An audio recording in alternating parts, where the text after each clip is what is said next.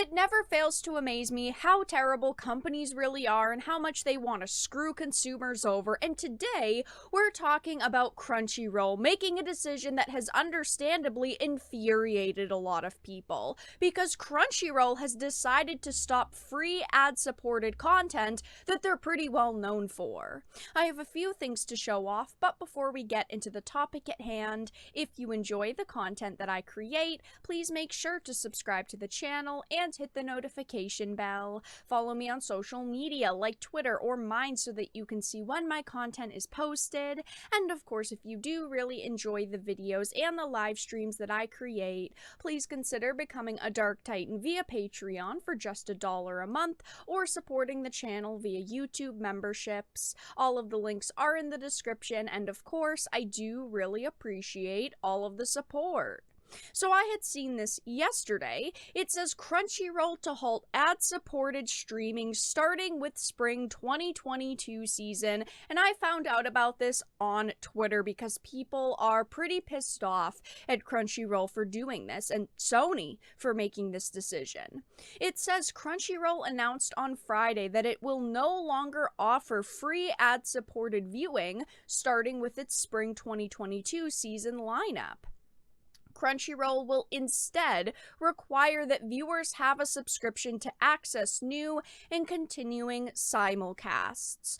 Now, I get there's a lot of people out there who don't want to deal with ads, and ads annoy me too, but I'm willing to put up with ads to get content that I don't want to pay for. I'd give them the ad revenue from watching it, and by taking away the option of letting people do that, you're shrinking your audience and taking away options for people to stay on your site. I understand not everything had this option. There's a lot you had to have a paid account for, but there was a good selection you could watch, and I think it helped open the door to people who might want to check out anime for the first time or were getting back into anime. It was one of the things that made Crunchyroll the service it was, and it just shows Sony's attitude, which is most likely that the ads weren't bringing in as much money as subscriptions, so instead of leaving that option on the table to bring new users in, they're just eliminating it.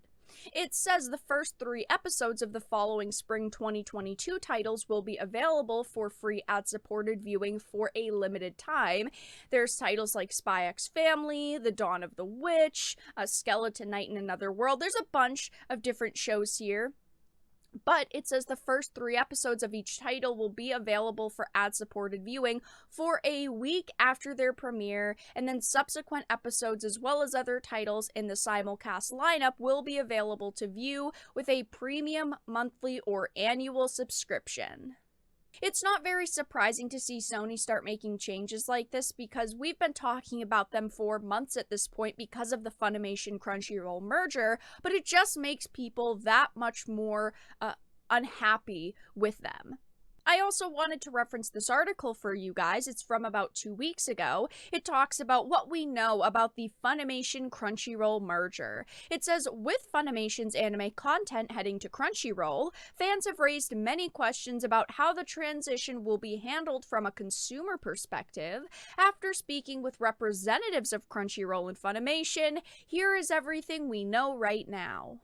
According to a Crunchyroll spokesman, the overwhelming majority of titles will make it to Crunchyroll eventually. Funimation will continue to stream new episodes of existing Winter 2022 series, but all new series will be streaming on Crunchyroll, including all new titles within the spring anime season. Which we know they're halting the free ad-supported streaming, but I wanted to head on over to Twitter to show some of the general responses because, of course, a lot of people are very upset over this move, saying it's a terrible one, and I agree. Anime News Network put up this post promoting their article, and a lot of people here are just memeing on Crunchyroll. Somebody said basically this: you, Crunchyroll, underpaid your translators, spent your money on High Guardian Spice, Sentai Filmworks removed all of their anime from your platform, makes your new anime premium only while it's airing. This truly is maximum clown world. They're doing all the wrong things. People talked for months and years about them underpaying translators, and that's not going to go away. They decided to spend money on an awful series like High Guardian Spice. They lost Sentai, and now they're making new anime premium only while it's airing. A lot of people do not like Crunchyroll anymore, and I personally haven't liked them for a long time because of moves like this, but I think more and more people are starting to see through their BS now. Somebody said you forgot to mention the part where they will add the entire Funimation catalog, which is equivalent to the other half of the market. They already added more than 70 anime and many more are coming. They do at this point have a Western anime monopoly, and I'm very disappointed to hear that. Crunchyroll and Funimation join, and the first thing they do, even before successfully merging libraries, is to take advantage of the monopoly. Who could have expected that? A lot of people are making piracy jokes, and I'm not gonna sit here and say I support piracy, right, guys? But I do see how it would be very compelling for a lot of people to do now. A lot of people are saying, see you on the high seas, gentlemen. But isn't pirating anime bad? Well, yes, but actually no. Lots of piracy jokes, which I think are absolutely hilarious. There are also a lot of people bringing up the series they've decided to spend money on, and they really don't have a lot of original series, but one of the most infamous has been High Guardian Spice.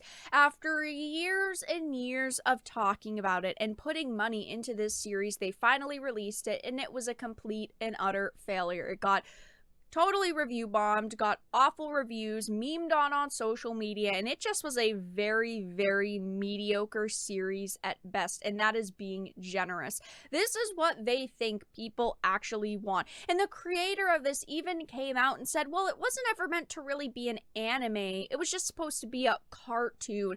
But Crunchyroll is known for their anime. Crunchyroll is known for a specific thing, so why would you market this as an anime when even the creator is saying it's not an anime? It was just an absolutely disastrous situation for them. It still got terrible ratings online. The average rating is a 2.3 out of 5, sitting at 405 1-stars, and I doubt we're going to get another season of this. I really do not think that we are, but this is the type of content they're releasing that they think people want to pay for, which is ridiculous. The most important thing to me is options for users, and unfortunately here, they are taking away a massive options for users of their site, and I think that they're going to lose a lot of traffic going to their site, and I do think they're going to lose a lot more respect. But that's all that I really had to talk about in this video. Let everyone know your thoughts in the comment section down below. If you enjoyed it, please make sure to give it a like, share it, and subscribe to the channel. And of course, if you didn't, make sure to give it a dislike. I appreciate your support either way, but I will talk to you all again in the next video really soon.